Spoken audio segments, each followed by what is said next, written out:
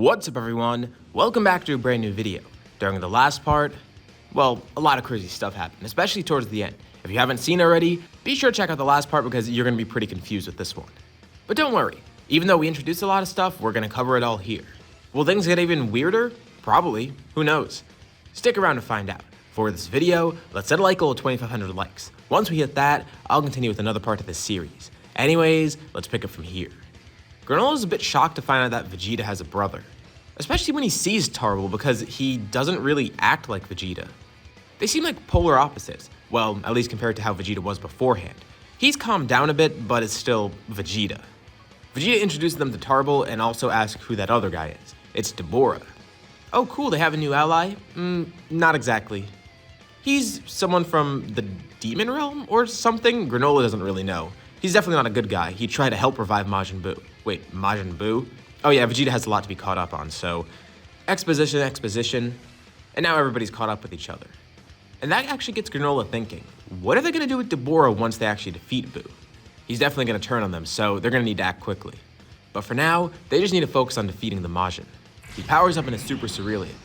With Vegeta going Super Saiyan, joining in the fight, they need to distract Buu somehow. Granolah just needs to hit his vital points in order to free the other people inside him. Actually, he's not too sure how it'll work, but it seems like their best bet for now. If someone can draw attention away from him, it'll allow Granolah to strike efficiently. With his enhanced perception in this form, he can see exactly where he needs to strike. But him alone won't be enough. He, Deborah, and Vegeta rush in. As Buu gets closer and closer to the location, with no more words being exchanged, Buu's a bit surprised to see Vegeta here. He came out of nowhere, but whatever, it's not going to really change anything. Actually, this might be good. He could absorb Vegeta. But Vegeta says that's not going to happen. He shows even more strength, going into Super Saiyan 2. Of course, this is no issue for Buu, but he notices Vegeta's drawing all the attention towards him. He knows Granolah's trying to plan something, but it's already too late. He strikes Buu in a vital point, and Buu doesn't really feel much pain, but he feels something. In the area where Granolah struck him, it was where Goku was being contained. That little pod that he was being stored in, well, it breaks. And Buu starts to feel a lot weaker. He still has Gohan at least, but he doesn't know what happened.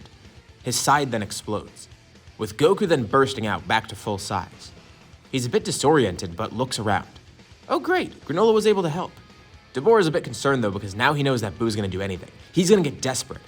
He still has Gohan, which means he's still pretty powerful. It's good that he's not as powerful as before, but just because he lost Goku doesn't mean he's weak.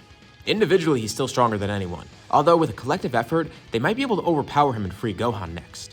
Granolah tends to Goku as Vegeta and Deborah begin attacking together. A very weird combination that can't really work too well together, but it at least holds Buu off.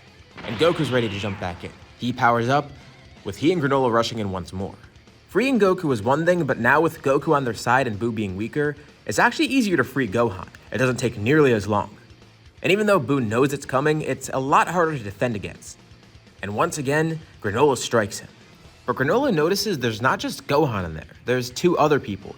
What he doesn't know is that they've long since been assimilated with Buu. It's the two Kais that he absorbed beforehand. But he strikes these vital points too, thinking that Buu must have absorbed more people that they didn't know about. And sure enough, two more people are freed from Buu, but they don't know who they are. Although Shin and Kibito recognize immediately. The South Kai and the Grand Supreme Kai. Shin immediately rushes over towards them to make sure they're safe. Okay, well, that definitely should do it, and the group prepares for what's about to happen. Gohan is retrieved and eventually regains consciousness, and Buu begins morphing. He never did have the split between evil and good Buu, and not to mention, the two Kais within him are freed. So he reverts back to his purest state, Kid Buu. Even though he looks smaller, they could definitely tell he's a lot more intimidating because he's completely unrestrained, although he has way less power than before, so this should be okay. But with him being so unrestrained, it is a little bit tougher to fight him. He's very unpredictable, which is both good and bad. He's fighting very sloppy, but also they don't know what his next move will be. Individually, he's actually outclassed by Goku, Gohan, and Granolah, but it's going to be hard to completely destroy him. And Granolah has an idea. He's not too sure if it'll work. It's something that he learned a while ago, but wasn't really sure if he could actually pull off anyways. He lifts up his hands.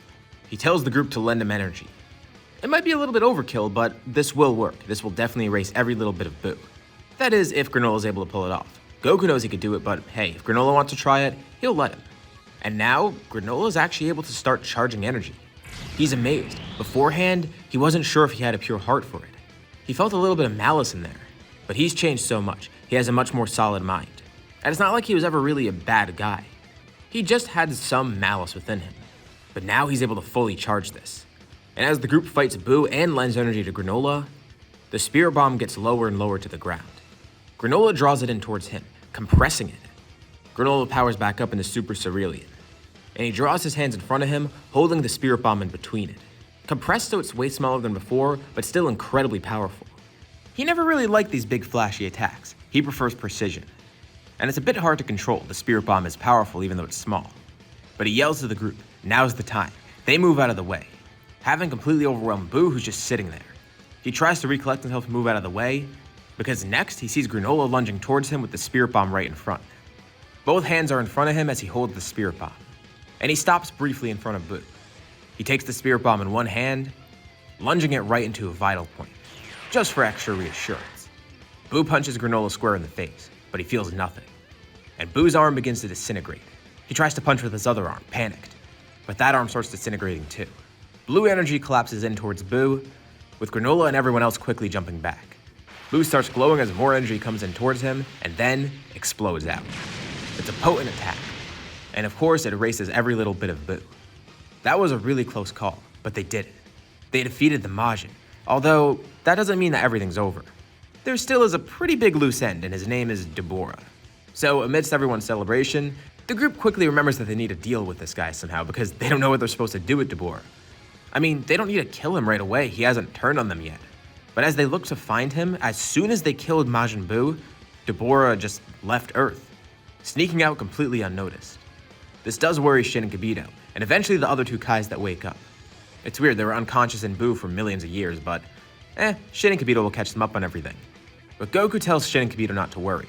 If Deborah does become a problem, which he probably will, they'll definitely be able to handle him. There's a reason Deborah escaped. He couldn't fight them as he is now, if he wanted to at least. They don't know what his intentions are, what he's gonna do now out in space. Maybe he will come back, maybe he won't. Maybe he'll be just as evil, maybe he'll be good. And they have no idea, but that uncertainty will drive them. Their work is still not done. There's still threats out there lurking about. But at least they can take solace in the fact that Majin Buu has been defeated. And now that Vegeta's here, he decides he's gonna stay back on Earth again. Tarbell actually seems to like this planet too, and he blends with the people a lot more than Tech. He's introduced to Goku and Gohan, as well as Trunks and everybody else. So what now? Well, we enter a brief time skip, going into Battle of Gods. Soon enough, Beerus will wake up and come towards Earth. And I'll be honest here, the arc's not really going to change too much, but the results of it will change a lot going forward. So, the Super Saiyan God is created, that being Goku. The ritual is actually the exact same, just replace Trunks with Tarbell. Everyone else remains the same. And Goku watches on, glad to see his brother getting this strong. But it also makes him feel a bit left behind. Well, he's glad that his brother surpassed him again, that's not really a bad thing. He likes to see Goku pushing his limits, growing even stronger. And Goku and him have kind of been neck and neck for a while, but now this cements the fact that Goku's ahead. And it's not even close, he's ahead by a lot.